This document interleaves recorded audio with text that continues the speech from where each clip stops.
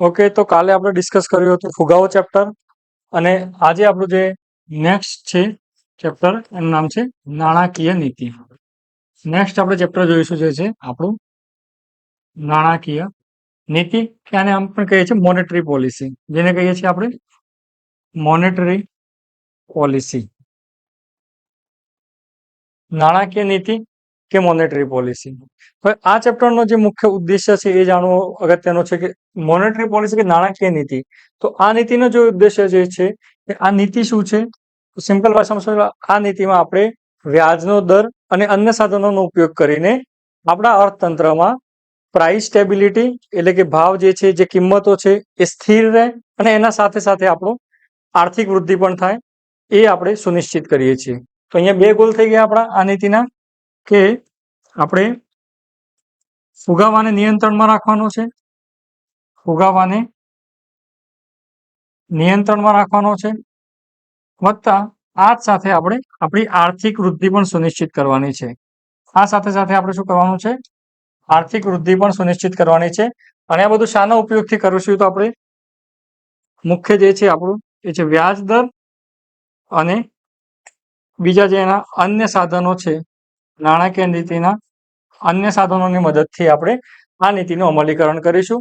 અને આ નીતિના અમલીકરણથી ફાયદો આપણને શું થશે, મારું ફુગાવો નિયંત્રણમાં આવી જશે અને મારી આર્થિક વૃદ્ધિ સુનિશ્ચિત થઈ જશે. ફુગાવો નિયંત્રણમાં આવી જશે અને આર્થિક વૃદ્ધિ સુનિશ્ચિત થશે. એટલે મારી જે જીડીપીની જે સાઈઝ હતી આપણે જોઈ હતી 295.36 લાખ કરોડ રૂપિયા આપણી ઇન્ડિયાની જીડીપી છે, એ જીડીપીને વધારવાની છે.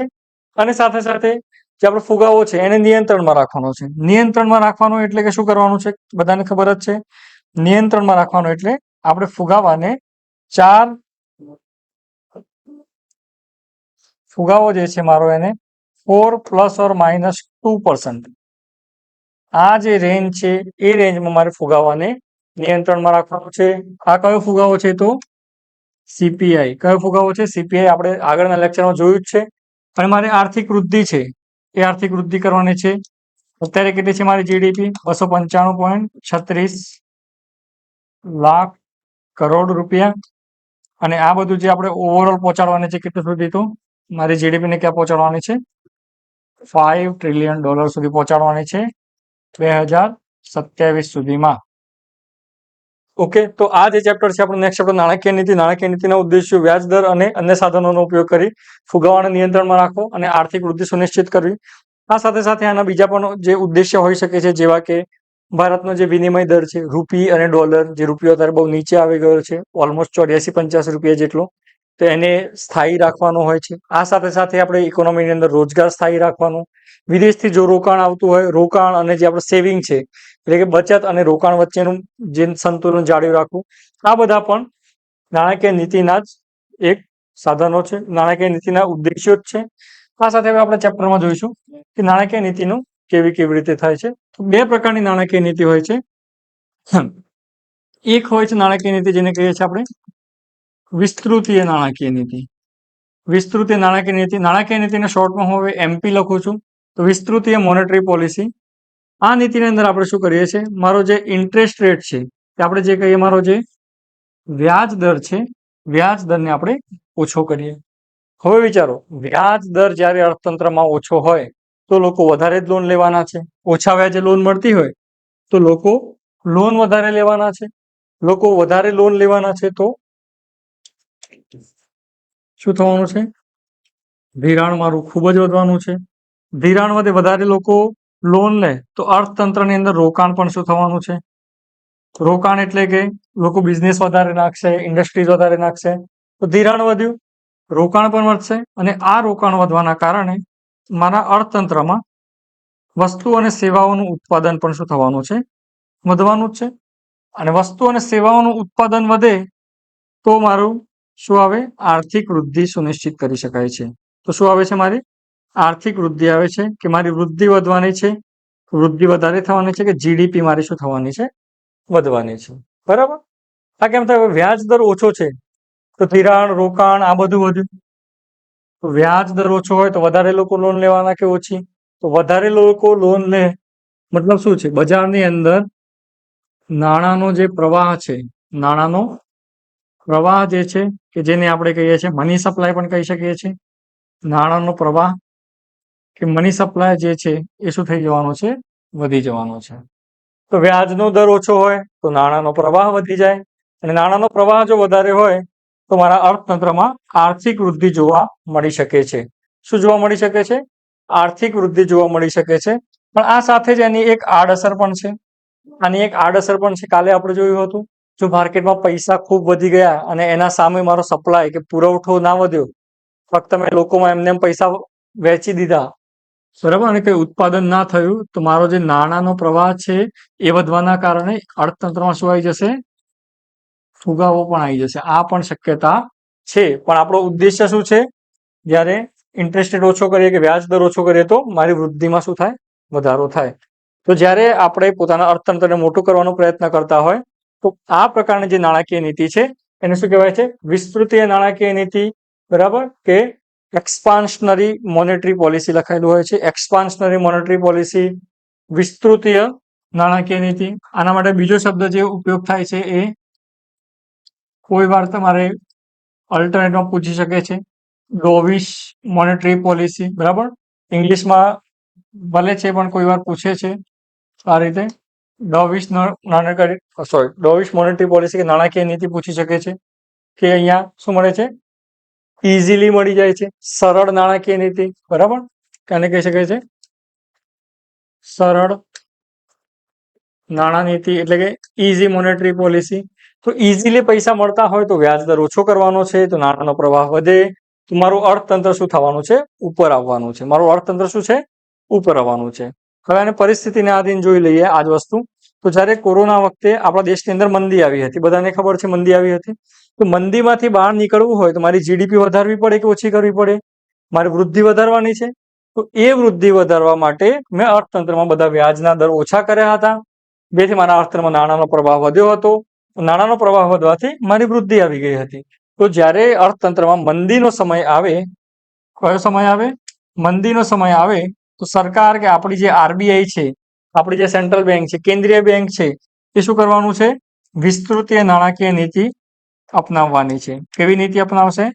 વિસ્તૃતીય નાણાકીય નીતિ અપનાવવાની છે, બરાબર. આનું જે એક બીજું ઉલટું છે જે છે સંકોચિત નાણાકીય નીતિ. એ શું છે? સંકોચિત નાણાકીય નીતિ. સંકોચિત નાણાકીય નીતિમાં શું થાય છે કે મારા વ્યાજ દરમાં વધારો કરવામાં આવે. હવે વ્યાજ દરમાં હું વધારો કરું તો બજારમાં ધિરાણ ઓછું થઈ જવાનું છે, બરાબર. લોકો ઓછી લોન લેવાના છે. તો બજારમાં જે મારો નાણાંનો પ્રવાહ જે છે, કે જેને હું શોર્ટમાં શું કહું છું? Money supply. નાણાંનો પ્રવાહ મારો ઓછો થઈ ગયો. હવે નાણાંનો પ્રવાહ ઓછો થઈ જાય, નાણાંનો ઓછો પ્રવાહ થઈ જાય, વસ્તુઓ એટલી ને એટલી જ છે, બજારમાંથી નાણાં ખેંચી લેવામાં આવે. મારા જોડે વસ્તુ એટલી ને એટલી જ છે અને બજારમાંથી નાણાં જો મેં ખેંચી લીધા તો આ સમયમાં શું થશે? મારો જે ફુગાવો છે એ નિયંત્રણમાં આવી જશે. મારો જે ફુગાવો જે છે એ નિયંત્રણમાં આવી જશે. પહેલા શું થયું હતું કે લોકો જોડે માર્કેટમાં, બજારમાં વસ્તુઓ ઓછી હતી અને પૈસા વધારે હતા. એના કારણે શું થઈ ગયું? બહુ બધા પૈસા બહુ ઓછી વસ્તુઓ પાછળ ભાગતા હતા, તો ફુગાવો આવી ગયો હતો. પણ જ્યારે બજારમાં જે વધારાના નાણાં છે આપણે ખેંચી લીધા બહાર, વધારાના નાણાં બજારમાંથી બહાર ખેંચી લીધા વ્યાજ દર વધારીને, તો હવે શું થવાનું છે? જે ડિમાન્ડ છે એ ઓછી થઈ જવાની છે, કિંમતો વધી જવાની છે. એ કારણે બધું નોર્મલ થઈ જશે, બરાબર. અને ફુગાવો જે છે એ મારો નિયંત્રણમાં આવી જશે. નિયંત્રણમાં એટલે કે 4 ± 2% રેન્જની અંદર, એટલે સીપીઆઈ. નિયંત્રણ એટલે આપણે જનરલી અહીંયા શું કરીશું? ઓછો કરીશું ફુગાવો. ફુગાવો ઓછો કરવાની વાત છે. આપણે નિયંત્રણમાં લાવવાનો મતલબ ફુગાવાને ઓછો કરવાની વાત છે. તો સંકોચિત નાણાકીય નીતિનું બીજું નામ પણ છે હોકિશ મોનેટરી પોલિસી પણ કહેતા હોય છે. હોકિશ મોનેટરી પોલિસી પણ કહેતા હોય છે, કે કોઈ વાર ટાઈટ મોનેટરી પોલિસી, કે કડક નાણાકીય નીતિ પણ કહી શકો છો તમે આને. કડક કે ટાઈટ મોનેટરી પોલિસી પણ કહેવાય છે. કોને? સંકોચિત નાણાકીય નીતિ છે. પણ આની એક આડઅસર એ પણ છે કે જ્યારે હું બજારના અંદર નાણાંનો પ્રવાહ ઓછો કરીશ તો મારું રોકાણ, ઉત્પાદન, ધિરાણ બધું ઓછું થઈ જશે. તો આના કારણે શક્ય છે કે મારો જીડીપી ની જે વૃદ્ધિ છે, જીડીપી ગ્રોથ રેટ છે, એમાં એ ઓછું થઈ શકે છે, એ ઓછો થઈ શકે છે. મારા અર્થતંત્રમાં જીડીપી ની વૃદ્ધિ શું થઈ શકે છે? ઓછી થઈ શકે છે, અને એ સંભવ છે. ઓકે, નાણાકીય નીતિને આપણે બે જોઈ લીધા, વિસ્તૃતીય અને સંકુચિત. વિસ્તૃતીય અને સંકુચિત. તો વિસ્તૃતીય વાળા પગલા ક્યારે લેવાના અને સંકુચિત વાળા પગલા ક્યારે લેવાના? માની લો કે મારા અર્થતંત્રમાં શું છે? ફુગાવો ખૂબ જ વધારે છે. ફુગાવો ખૂબ જ વધારે થઈ ગયો છે. તો ફુગાવો બહુ વધારે થઈ ગયો હોય તો આના નિરાકરણ માટે આપણે કઈ નાણાકીય નીતિનો ઉપયોગ કરીશું? તો આ સમયે આપણે સંકુચિત નાણાકીય નીતિનો ઉપયોગ કરીશું. જ્યારે કે મારા અર્થતંત્રમાં જો મંદી આવી ગઈ હોય તો મંદીના સમયમાં આપણે કઈ નાણાકીય નીતિનો ઉપયોગ કરીશું? તો વિસ્તૃતીય. વિસ્તૃતીય એટલે મારો જે વ્યાજ દર છે કે ઇન્ટરેસ્ટ રેટ કે વ્યાજ દર છે એને ઓછો કરી, જ્યારે સંકુચિતમાં મારો જે ઇન્ટરેસ્ટ રેટ છે એને હું વધારી દઈશ. તો આ મગજમાં ક્લિયર રાખવાનું છે આપણે બધાએ. આટલું થઈ ગયું તો આગળનું બધું બહુ ઈઝી છે. હવે આપણે આગળ જોયું કે નાણાકીય નીતિ શું છે? તો વ્યાજ દર અને અન્ય સાધનોનો ઉપયોગ કરી આરબીઆઈ દ્વારા કે દેશની કેન્દ્રીય બેંક દ્વારા બજારમાં શું કરવામાં આવે છે? આર્થિક વૃદ્ધિ અને ફુગાવાને નિયંત્રિત કરવામાં આવે છે. તો અન્ય સાધનો કયા છે? તો હવે આપણે જોઈ લઈશું. મારી નાણાકીય નીતિના સાધનો. નાણાકીય નીતિના સાધનો. તો નાણાકીય નીતિના સાધનો આપણે બે રીતે ડિવાઈડ કરેલા છે. આમાંથી ક્વેશ્ચન આવેલો છે તો ખાસ ધ્યાન રાખવું. માત્રાત્મક સાધનો કે આપણે એને કહીએ છીએ ક્વોન્ટિટેટિવ. માત્રાત્મક સાધનો એટલે કે ક્વોન્ટિટેટિવ, અને બીજા ગુણાત્મક સાધનો. બીજા કયા? ગુણાત્મક સાધનો એટલે કે ક્વોલિટેટિવ. માત્રાત્મક સાધનો અને ગુણાત્મક સાધનો. હવે બહુ બધા માત્રાત્મક સાધનો છે જેના નામ તમે લગભગ પહેલા સાંભળેલા હશે. CRR, SLR, repo rate, reverse repo rate, MSF, SDF વગેરે. એક બીજો પણ થાય છે કે બેંક રેટ. એમ અલગ અલગ સાધનો છે. આ જ સાથે ગુણાત્મક સાધનો પણ છે થોડા.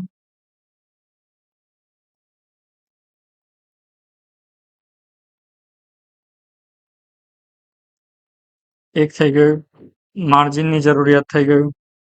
પછી આ સાથે સાથે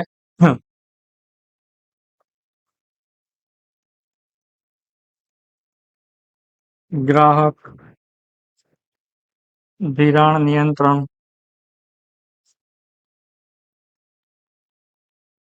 નૈતિક દબાવ, પછી એક કહીએ છીએ આપણે જેને કહીએ છીએ ડાયરેક્ટ એક્શન કે સીધો પ્રભાવ, અને એક છે આપણું સિલેક્ટિવ ક્રેડિટ કંટ્રોલ, SCC. આ બધા આપણે જોઈ લઈશું ડિટેલમાં. બધા ક્વિકલી ફટાફટ વાઇન્ડ અપ કરી લઈએ. જો તમારો પ્રશ્ન જે છે આ મેં જેટલા બોર્ડ ઉપર લખ્યા છે એના પરથી આવે છે, દરેકે દરેક વસ્તુ ઇમ્પોર્ટન્ટ છે, તો ખાસ ધ્યાન રાખો. ફર્સ્ટ ક્વેશ્ચન એ પૂછે છે કે આમાંથી કયા ગુણાત્મક સાધનો છે અને કયા માત્રાત્મક સાધનો છે? આમાંથી કયા ગુણાત્મક સાધનો છે અને કયા માત્રાત્મક સાધનો છે?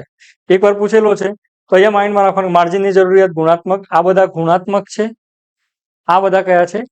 માત્રાત્મક. તો ગુણાત્મકમાં આપણે શું કરીએ છીએ એકચ્યુઅલી કે જે ક્રેડિટ છે એ એનું જે અલગ રીતે વહેંચણી કરીએ છીએ. ક્વોન્ટિટીમાં એટલો બદલાવ કરતા નથી, પણ ક્વોલિટીમાં બદલાવ કરીએ છીએ, કઈ જગ્યાએ જવા જોઈએ પૈસા. જ્યારે કે ઓન ધી અધર હેન્ડ આપણે માત્રાત્મકમાં શું કરીએ છીએ? માત્રાત્મકમાં આપણે ક્વોન્ટિટીને કંટ્રોલ કરીએ છીએ, બરાબર, માત્રાને કંટ્રોલ કરીએ છીએ. પરિમાણ, જે પરિમાણાત્મક સાધનો પણ કહે છે અમને, તો આપણે પરિમાણને કંટ્રોલ કરીએ છીએ. તો આ બંને સાધનો વન બાય વન આપણે જોઈશું. પણ ફર્સ્ટ માઇન્ડમાં એ રાખી લો કે આ બધા સાધનો ગુણાત્મક સાઈડ છે, આ બધા માત્રાત્મક સાઈડ છે.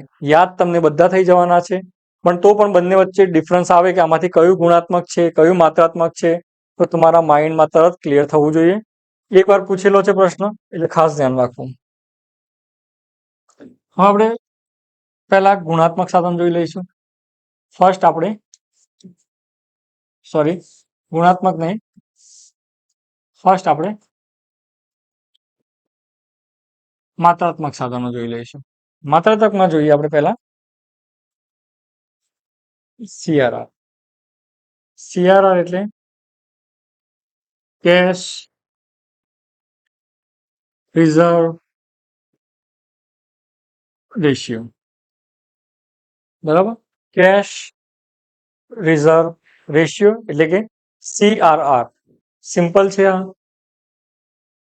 કેશ રિઝર્વ રેશિયો એટલે કે શું છે? આ કોઈ આપણી બેંક છે,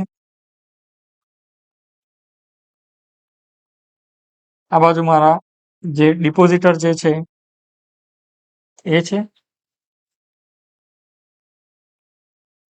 આ જે મારા જોડે લોન લેવા આવ્યા છે એ વ્યક્તિ છે. બરાબર, તો આ કોણ છે? મારો ક્રેડિટર છે, આ ડેટર છે. તો માનો આ વ્યક્તિએ મને 100 રૂપિયા આપ્યા, આ વ્યક્તિએ બેંકમાં 100 રૂપિયા મૂક્યા.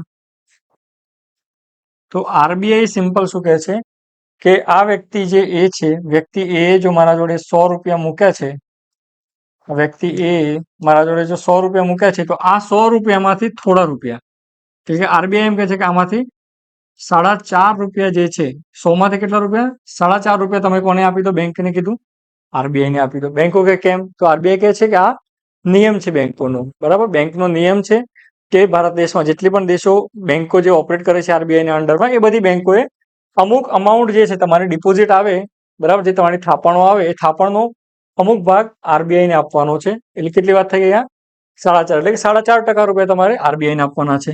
તો બેંકો કે ઓકે, તમે આ કયા ફોર્મમાં? તો આરબીઆઈ કે ફક્ત અને ફક્ત રોકડ. ફક્ત અને ફક્ત રોકડ એટલે કયા ફોર્મમાં આપવાના છે? કેશ ફોર્મમાં. પ્લસ આ પૈસા કોને આપવાના છે? તો આ પૈસા આરબીઆઈ પાસે રહેવાના છે. બેંકો પાસે નથી રહેવાના. પૈસા કોના જોડે રહેવાના છે? આરબીઆઈ જોડે રહેવાના છે. આ સિવાય ત્રીજી વાત, કોઈ વળતર આપવામાં આવશે નહીં. કોઈ પણ પ્રકારનું વળતર ના મળે. સીઆરઆર જે બેંકોએ આપ્યા આરબીઆઈ ને, આરબીઆઈ જોડે રહેશે કેશ ફોર્મમાં. એમાં બેંકોને કોઈ પણ પ્રકારનું વળતર આપવામાં આવશે નહીં. જેવો આ કસ્ટમર પોતાના 100 રૂપિયા ઉપાડી લેશે, તો આરબીઆઈ પણ આ 4.5 રૂપિયા આ કસ્ટમરને પાછા આપી દેશે. જેટલી આરબીઆઈ જોડે ઇનશોર્ટ બેંકો જોડે જેટલી પણ ડિપોઝિટ પડેલી હોય, એ બધી ડિપોઝિટ જે છે, બેંકોની બધી ડિપોઝિટના 4.5% બેંકોએ ક્યાં મૂકવાના છે? આરબીઆઈ જોડે મૂકવાના છે. કયા? રોકડમાં આરબીઆઈ પાસે કોઈ મૂકવાના છે, અને કોઈ પણ વળતર આપવામાં આવશે નહીં. આ 3 ક્રાઇટેરિયા છે સીઆરઆર ના. આ 3 ક્રાઇટેરિયા માઇન્ડમાં ફિટ કરી લીધા, ત્યારથી 12 પ્રશ્ન આવવાનો નથી. બરાબર,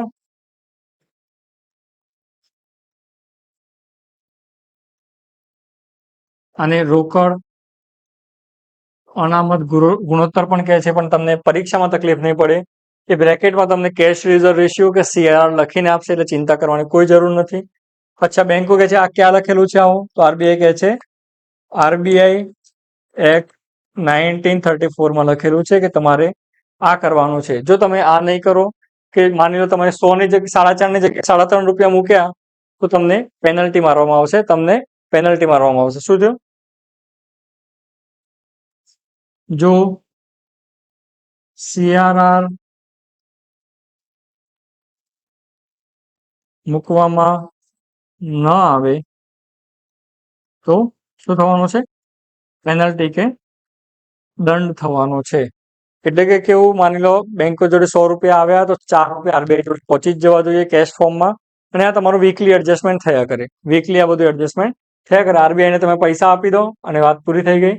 તો માઇન્ડમાં શું રાખવાનું છે? સીઆરઆર શું છે? તો બેંકોની ડિપોઝિટનો અમુક ભાગ, બેંકોની થાપણોનો અમુક ભાગ જે બેંકોએ આરબીઆઈ પાસે મૂકવાનો, આરબીઆઈ પાસે રોકડ સ્વરૂપે, આરબીઆઈ પાસે કયા સ્વરૂપે? રોકડ સ્વરૂપે મૂકવાનો છે, જેના પર આરબીઆઈ દ્વારા કોઈ પણ જાતનું વળતર આપવામાં આવશે નહીં. બરાબર, જેમાં આરબીઆઈ દ્વારા કોઈ પણ જાતનું વળતર આપવામાં આવશે નહીં. તો આ આપણો થઈ ગયો સીઆરઆર. આ ખાસ ધ્યાન રાખવાનું. હવે 4.5 રૂપિયા આને લઈ લીધા આરબીઆઈએ, તો હવે બેંક લોનમાં કેટલા આપી શકશે? તો બેંક ફક્ત 95.5 એટલે 95.5 રૂપિયા લોનમાં આપી શકશે. બેંક હવે 95 રૂપિયા જેટલા છે એ લોનમાં આપી શકવાની છે. તો અહીંયાથી ફરી એક વસ્તુ વિચારો કે આરબીઆઈ એક બીજા દિવસે ઉઠીને કે બેંકો આપણો જે સીઆરઆર છે એ અમે વધારી દીધો છે, જે 4.5 ની જગ્યાએ અમે 10% કરીએ છીએ. કેટલો કરી દીધો? 10%. અચ્છા, 10% થઈ ગયો. તો આ 4.5 ની જગ્યાએ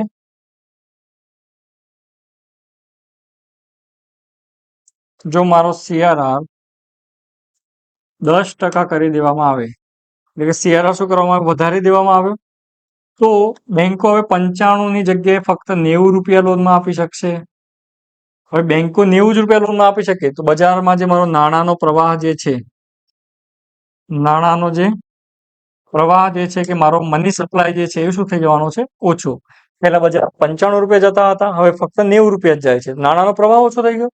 નાણાંનો પ્રવાહ ઓછો થાય તો મારું ફુગાવો શું થઈ જાય છે? ફુગાવો નિયંત્રણમાં આવી જાય છે.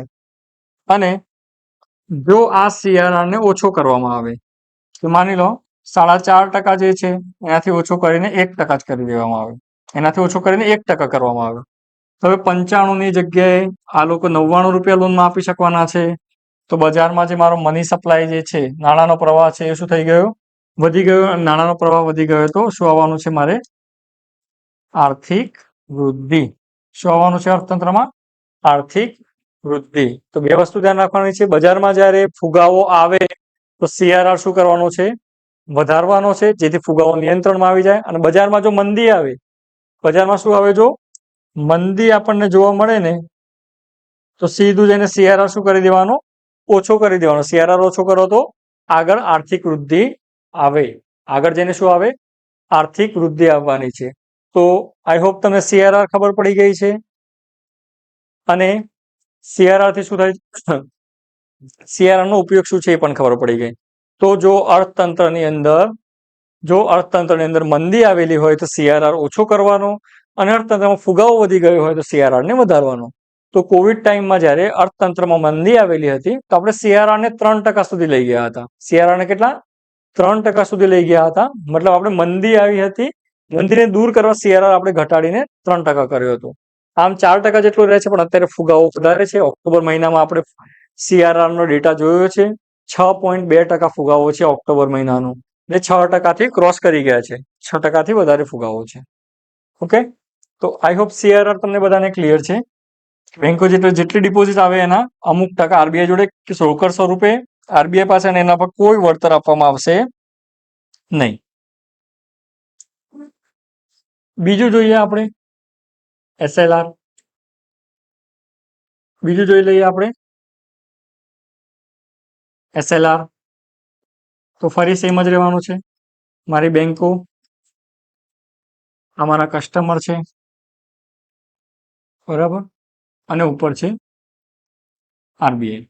તો હવે આ કસ્ટમરે અગેન 100 રૂપિયા મૂક્યા બેંકમાં. કેટલા રૂપિયા મૂક્યા છે? 100 રૂપિયા મૂક્યા છે. હવે એ 100 રૂપિયા આવે તો આરબીઆઈ કહે છે ઓકે, 4% તમે સીઆરઆર મૂકી દીધું. એના સિવાય એક કામ છે, આ જેટલા પૈસા આવ્યા ને એના 18% પણ બીજા તમે સાઈડમાં મૂકી દો. હવે બેંક ગુસ્સામાં કે 4-4.5 રૂપિયા તમે પહેલા લઈ લીધા છે, હજુ 18% રૂપિયા તમને આપી દે તો અમે શું કમાશું? આરબીઆઈ કે ઓકે, ચિંતા ના કરો, આ જે 18% રૂપિયા છે એ તમારે અમને નથી. તો શું કરવાનું છે? તો આ 18% રૂપિયા છે, તો આ શું કરવાનું છે? બેંકોએ પોતાના પાસે તરલ એ લિક્વિડ આપણે કહીએ છીએ, તરલ સ્વરૂપે રાખવાના છે. કયા સ્વરૂપે રાખવાના છે? તરલ. તરલ લિક્વિડ એટલે કે જેટલું ઇઝીલી કેશમાં કન્વર્ટ થઈ શકે, જેટલું ઇઝીલી રોકડમાં કન્વર્ટ કરી શકે એને તરલ કહેવાય. ફોર એક્ઝામ્પલ જો આપણે જોઈએ કે એક બાજુ મારું ગોલ્ડ હોય અને એક બાજુ ઘર હોય, જલ્દી કોણ વેચાઈ જશે? ગોલ્ડ. તો ગોલ્ડ ઘર કરતા વધારે તરલ છે, બરાબર. તો આટલું માઇન્ડમાં રાખવાનું. હવે ફોર એક્ઝામ્પલ બીજું કે મારી એક એફડી છે બેંકમાં, અને એક મારું સેવિંગ અકાઉન્ટમાં પૈસા છે. તો હું કયા પૈસા જલ્દી ઉપાડી શકું છું? સેવિંગ અકાઉન્ટ વાળા બચત ખાતાના. તો મારું બચત ખાતું મારા એફડી વાળું ખાતું જે છે, ટાઈમ ડિપોઝિટ, એના કરતા વધારે તરલ છે. ઓકે, તો તરલમાં રાખવાના છે, તરલ ફોર્મમાં, લિક્વિડ ફોર્મમાં રાખવાના છે. કેટલા પૈસા? 18%. તો બેંકે તરલ એટલે શામાં? તો કે તમે રોકડ સ્વરૂપે રાખી શકો છો, બરાબર. આ સિવાય તમે આ જ પૈસાને સરકારી જામીનગીરીઓમાં રાખી શકો છો, સોનામાં રાખી શકો છો, ગોલ્ડ, બરાબર. અને આરબીઆઈ દ્વારા નિર્ધારિત કરેલ અન્ય જામીનગીરીઓ, આરબીઆઈ દ્વારા નિર્ધારિત કરેલ અન્ય જામીનગીરીઓ. ત્યાં 4-5 વસ્તુ આરબીઆઈ કીધું. અચ્છા, તમે ઓએનજીસી ની રાખી શકો છો, તો બેંકો ઓએનજીસી ની પણ રાખી શકે. તો અમુક સિક્યુરિટીમાં, હવે આ જે સિક્યુરિટી છે એ જે ઇઝીલી વેચાય, જામીનગીરીઓ છે, જે જામીનગીરીઓ સરકારની જામીનગીરી હોય તો એ તો ફટ લઈને વેચાઈ જ જવાની છે. તો જેટલી જલ્દી વેચાઈ જાય એટલી વધારે તરલ. તો હવે જો આમાં શું છે, રોકડમાં તો બેંકોને કઈ વળતર નથી મળવાનું, પણ સરકારી જામીનગીરીઓમાં વ્યાજ મળે. સોનામાં પણ જો ભાવ વધે તો બેંકોને ફાયદો થાય. બીજી બધી જે જામીનગીરીઓ છે એમાં પણ બેંકોને ફાયદો થવાની શક્યતાઓ છે. તો સીઆરઆરમાં બેંકોને કોઈ વળતર મળતું હતું નહીં. પણ આ જે 18% મૂક્યા છે, આ જે 18% રૂપિયા મૂક્યા છે, બરાબર, પોતાના એનડીટીએલના, net demand and time liabilities, બરાબર, અત્યારે જે એની ચોખ્ખી બેંકોની જે જવાબદારીઓ હોય એના 18% બેંકોએ મૂક્યા છે. આ 18% પર વળતર મળવાનું છે. આ 18% પર વળતર મળશે. પણ આ 18% રૂપિયા લોનમાં આપી ન શકાય. લોનમાં આપી ન શકાય. આ જે પૈસા છે એ બેંકો લોનમાં નહીં આપી શકે. બેંકોએ પોતાના પાસે રાખવાના છે. બેંકોએ કોના પાસે રાખવાના છે? પોતાના પાસે. લોનમાં આપી શકે નહીં. આ 18% રૂપિયા પણ બેંકો લોનમાં આપી શકે નહીં. ઉપર ઓલરેડી 4.5% આપણે સીઆરઆરમાં આપી દીધા છે, અને 18% શામાં લેવા છે? એસએલઆરમાં. તો એસએલઆર વાળા પૈસા બેંક લોનમાં આપી શકવાની નથી. એસએલઆર વાળા પૈસા બેંક લોનમાં આપી શકવાની નથી. પણ આમાં ફરક શું છે? લોનમાં ના આપી શકે પણ વળતર મળશે, અને બેંકોએ પોતાના પાસે રાખવાના છે, આરબીઆઈ પાસે મૂકવાના નથી. તો આને શું કહીએ છીએ આપણે? એસએલઆર કે સ્ટેચ્યુટરી લિક્વિડિટી રેશિયો, બરાબર. વૈધાનિક તરલતા ગુણોત્તર. વૈધાનિક તરલતા ગુણોત્તર પણ હું સજેસ્ટ કરીશ કે તમે એસએલઆર કરીને યાદ રાખો. તમને 100% પરીક્ષામાં બ્રેકેટમાં લખીને આપવામાં આવશે કે એસએલઆર છે આ, બરાબર. તો બેંકોએ પોતાની પાસે રાખવાનું છે, લિક્વિડ ફોર્મમાં રાખવાનું છે, એટલે કે રોકડ, સરકારી જામીનગીરી, સોનું, આરબીઆઈ નિર્ધારિત કરેલ દરેક બીજી સિક્યુરિટીમાં પણ લોનમાં આપી શકશે નહીં. હવે ફરીથી માની લો આપણો એસએલઆર છે, કેટલો છે? 18%. બેંકો કે ના, 18% નહીં, આને છે ને આરબીઆઈ કીધું 10% કરી દો. કેટલો કરી દો? 10%. તો હવે 10 અહીંયા શું છે? 18 ને 4 22, એટલે 22.5, એટલે બેંકો 77.5 રૂપિયા લોનમાં આપી શકતી હતી. પણ જ્યારે મેં 18 થી 10 કરી દીધું, તો હવે બેંકો 77 ની જગ્યાએ કેટલા?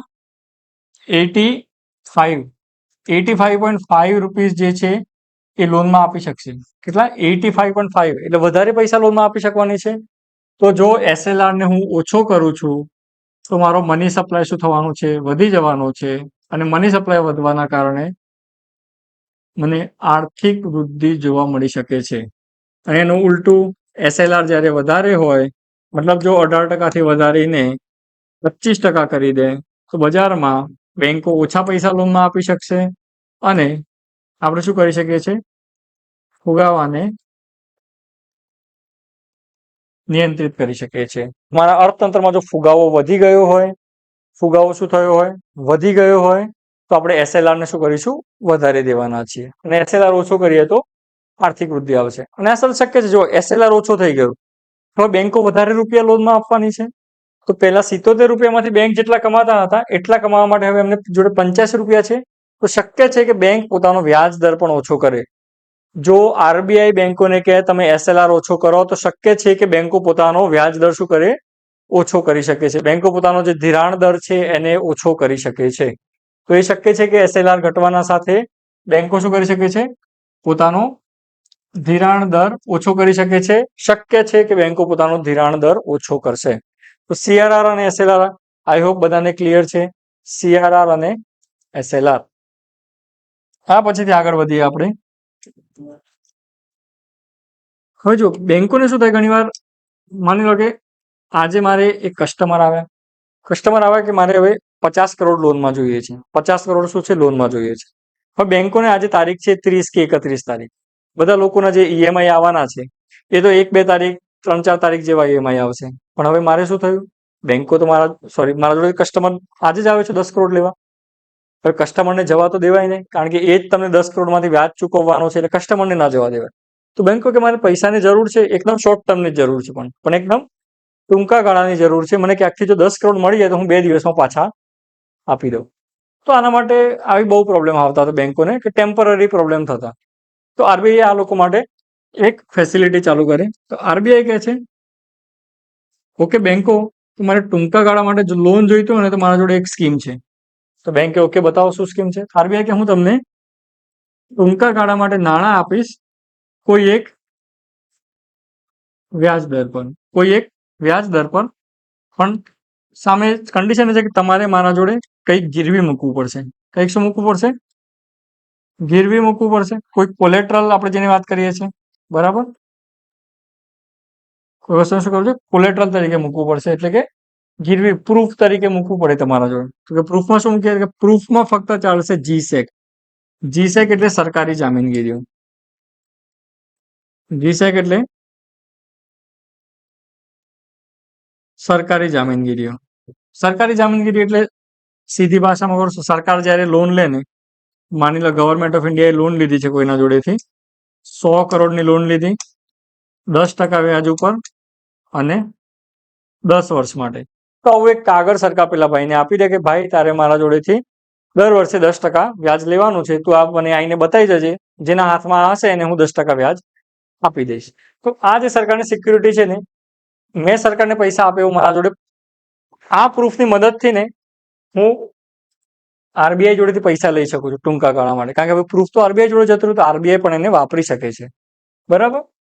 તો ઓકે કીધું, GSEC અહીંયા મૂકી, રેપો રેટ પર પૈસા આપી દીધા બેંકે.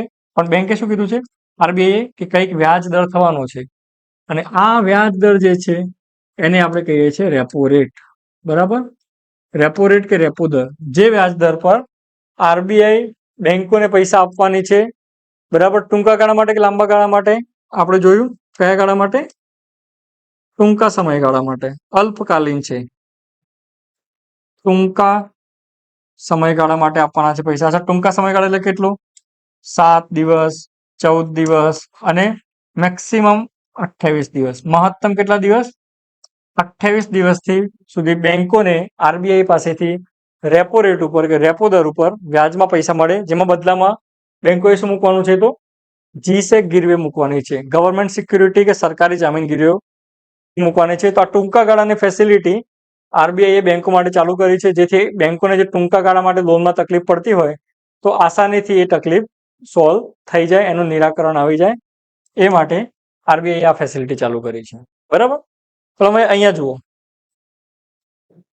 જો બેંક છે એ રેપો રેટ વધારી દે, બેંક એટલે કે RBI માટે રેપો રેટ જો વધારી દે તો બેંકો નક્કી છે કે વધારે લોન લેવાની છે કે ઓછી લોન લેવાની છે? બેંકો RBI જોડેથી ઓછી લોન લે છે.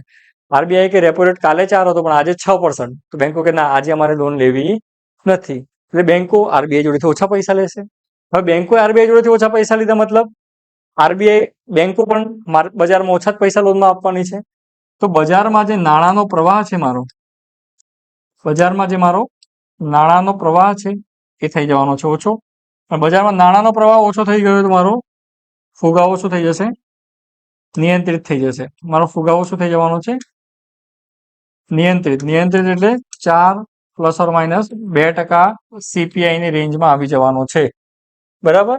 તો જ્યારે મારા અર્થતંત્રની અંદર મને ફુગાવો ખૂબ વધતો દેખાય, બરાબર, ફુગાવો ખૂબ વધે છે એવું મને લાગે, ત્યારે હું શું કરી દઈશ? મારા રેપો રેટને વધારી દઈશ. અને એવું અત્યારે છેલ્લા 22 થી 24 મહિના થઈ, 2 વર્ષથી ઉપરથી RBI કન્ટિન્યુઅસલી રેપો રેટને બહુ હાઈ રાખેલો છે. 6.5% સુધી રેપો રેટ રાખ્યો છે, જે કોવિડના ટાઈમમાં 4% પર હતો. ટાઈમમાં 4% પર હતો, કારણ કે બજારમાં બહુ વધારે ફુગાવો જોવા મળ્યો છે, એટલે આરબીઆઈએ રેપો રેટને વધારીને રાખ્યો છે. પણ કોવિડના ટાઈમમાં શું કર્યું હતું આરબીઆઈએ? પોતાનો રેપો રેટ બહુ જ ઘટાડી દીધો હતો. કોવિડમાં પોતાનો રેપો રેટ બહુ જ ઘટાડી દીધો હતો. હવે રેપો રેટ આરબીઆઈએ ઘટાડી દીધો ને, તો બજારમાં બધા લોકોએ લોન લઈ લીધી.